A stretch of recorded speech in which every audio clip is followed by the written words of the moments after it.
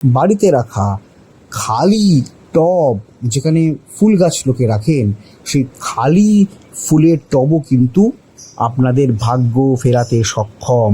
এই সামান্য একটি জিনিস, যারা ফুল গাছ কেনেন বা ফুল গাছ বাড়িতে লাগান, তারা যদি ফুল গাছ না কিনে খালি টবও কেনেন, বা যে কোনো লোক যদি খালি টব নিয়ে আসে, সেই খালি টবের প্লেসমেন্টের সাহায্যে কিন্তু আপনারা রাহুর দোষ কাটিয়ে উঠতে সক্ষম হতে পারেন। বাস্তুশাস্ত্র সেটাই বলছে যে বাস্তুশাস্ত্র মেনে সেই টবটিকে ঘরের মধ্যে যেখানে রাখবেন, তার ফলে কিন্তু আপনাদের অপার উন্নতি হবে এবং রাহুর দোষ কিন্তু আপনারা কাটিয়ে ফেলতে পারবেন। ভুল দিকে খালি টব রাখলে তা কিন্তু নেগেটিভ এনার্জি নিয়ে আসে, এটা মাথায় রাখবেন। তাই বাস্তু নিয়ম মেনে যদি ঘরে সঠিক দিকে খালি টব রাখতে পারেন, তবে তার রাহুর দোষ একেবারে কাটিয়ে তুলতে পারেন।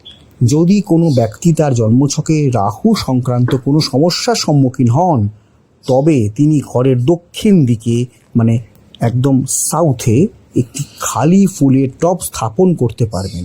তার ভেতর কয়েকটি জিনিস রাখতে হবে, যেমন 7 ধরনের দানা শস্য, ড্রাইড শুকনো দানা শস্য দিয়ে পূর্ণ করে রাখতে পারেন।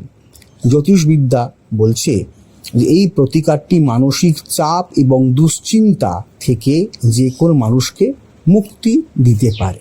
পাশাপাশি তা রাহুর অশুভ প্রভাব কমিয়ে ফেলে এবং ধীরে ধীরে সেই ব্যক্তির জীবনে পজিটিভ এনার্জি নিয়ে আসে। তার জন্য কি করতে হবে?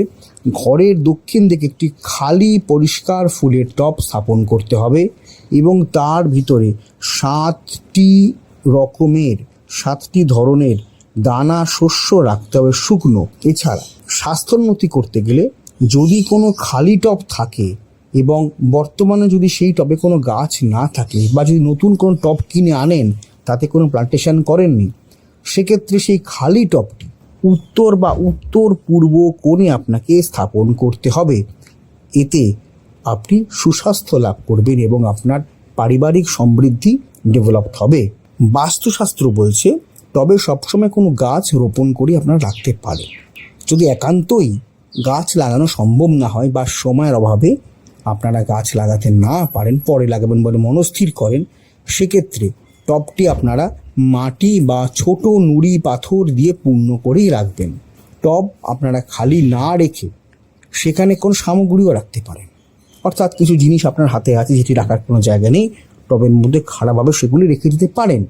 খালি টব ঘরের মধ্যে এইভাবে রাখা উচিত যে স্থানটি কম ব্যবহার হয়, অর্থাৎ যেখানে প্রচুর আসবাবপত্র বা জিনিসপত্র আপনারা রেখেছেন তারই কোণে আপনি টবটি রেখে দিলেন, সেটি না করে এরকম স্থানে রাখবেন যেখানে আপনারা কম হাত দিচ্ছেন, অর্থাৎ টবটি একটু সুরক্ষিত অবস্থায় আছে, ধাক্কা লেগে পড়ে যাওয়ার ভয় নেই, সেই স্থানে আপনাদের টবটি রাখতে হবে।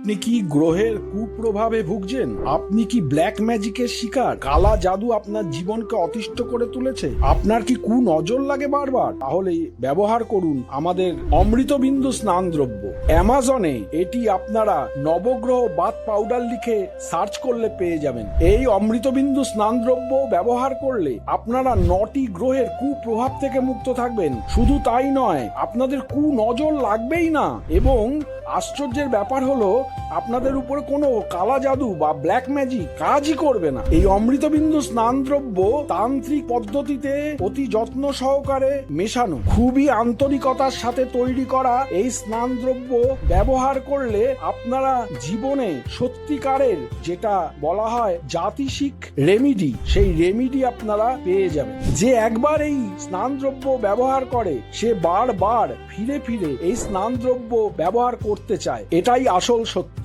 এক চিমটি স্নান দ্রব্য 1 বালতি জলের সঙ্গে গুলে নিয়ে যদি আপনারা প্রতিদিন স্নান করেন, তাহলে পাবেন অপার সুরক্ষা, সুন্দর জীবন এবং সৌভাগ্যের দিশা।